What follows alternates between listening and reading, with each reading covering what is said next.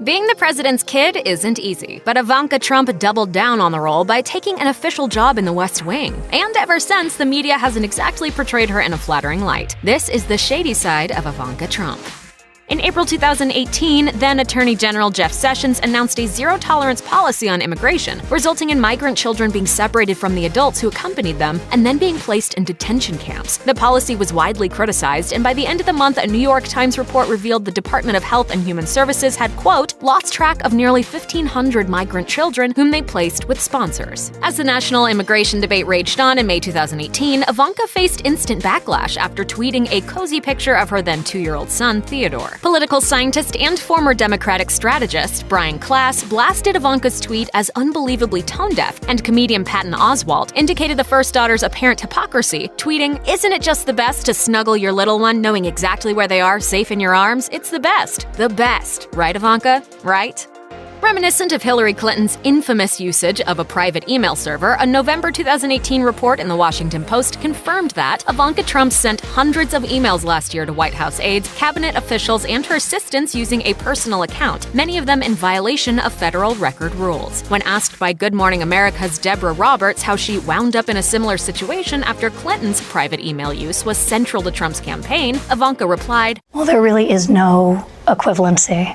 All of my emails that relate to any form of government work are all part of the public record." She continued in her own defense, saying, "In my case, all of my emails are on the White House server. There's no intent to circumvent." Before former Playboy playmate Karen McDougal and adult entertainer Stormy Daniels went public with their alleged affairs with Donald Trump, the president already had a long list of women accusing him of varying degrees of misconduct per ABC News. But when Ivanka then appeared on NBC News in February 2018, she said she believed her father's denials and resented the question about it, stating, "I think it's a pretty inappropriate question to ask a daughter if she believes the accusers of her father." Her former friend, Chelsea Clinton, appeared on The View to push back on Ivanka's insistence that the line of questioning was inappropriate, saying, "I think that anyone who works for the White House should be expected to answer any question about the White House."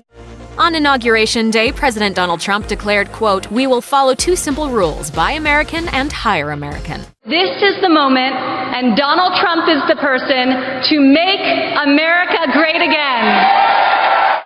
But despite her father's America First slogan, the Washington Post uncovered that Ivanka's now defunct clothing line relied exclusively on foreign factories in countries such as Bangladesh, Indonesia, and China, where low-wage laborers have limited ability to advocate for themselves. The report also included interviews with employees of a garment factory that made Ivanka's dresses. One worker claimed, "My monthly salary is not enough for everyday expenses, also not for the future." A year after the report was released, Ivanka shut the company down. Ivanka's official Twitter bio previously said she was a, quote, "passionate advocate for the education and empowerment of women and girls." Before Bustle reported, Ivanka changed it in January 2017. She even wrote a book entitled Women Who Work, Rewriting the Rules for Success. My mission and quest is to be a small part of changing the narrative around what it looks like to be a woman who works.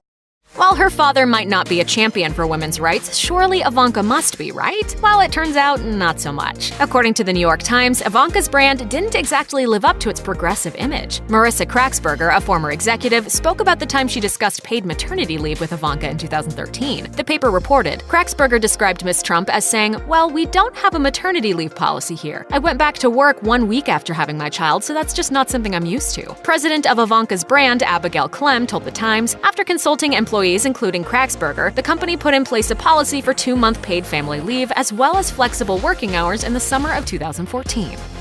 In July 2018, the New York Attorney General's office filed a lawsuit against the Donald J. Trump Foundation, Donald Trump, and his 3 eldest children. According to former New York Attorney General Barbara Underwood, the foundation was little more than a checkbook for payments from Mr. Trump or his businesses to nonprofits regardless of their purpose or legality. Trump tweeted that he wouldn't settle the case, but on December 18, 2018, The Times reported, the foundation has agreed to dissolve and give away all its remaining assets as part of an ongoing investigation and lawsuit by the New York Attorney Attorney General. On top of being named in the lawsuits, Ivanka stepped up the scandalous drama when she failed to disclose her role as director of the disgraced foundation on the financial disclosure forms that all White House administration officials are required to complete, according to Newsweek. Progressive fundraiser Harold Kirstein told the outlet, Ivanka Trump and her father think they're above the law. They have been caught lying and attempting to sell out the public for their own personal gain.